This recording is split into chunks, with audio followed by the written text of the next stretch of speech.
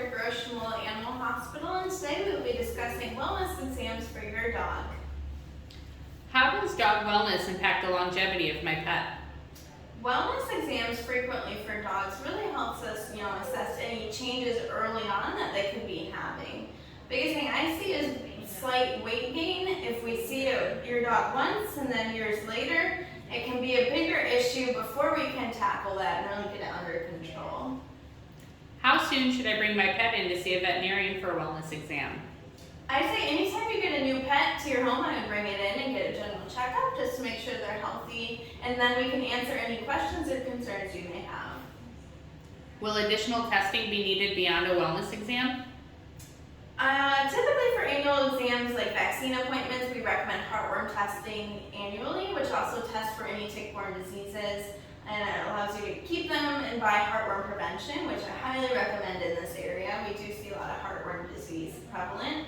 It also helps with early screening and making sure they're generally healthy.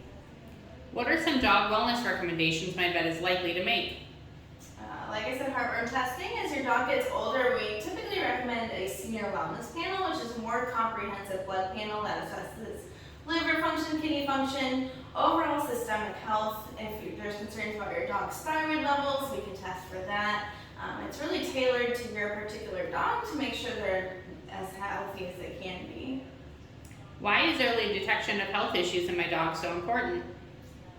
Earlier detection of health issues really lets us mitigate and manage them earlier on, whether that be making lifestyle changes, dietary recommendations, things like that, to really tailor to your dog to make sure that we can get those health issues under control before they become a bigger issue that we can't manage as readily. Will my vet suggest allergy testing for my dog? We do offer allergy testing here at Lowell Animal Hospital. I typically only recommend it for dogs where we cannot get their allergies under control with more basic therapies, whether that be environmental or food modifications.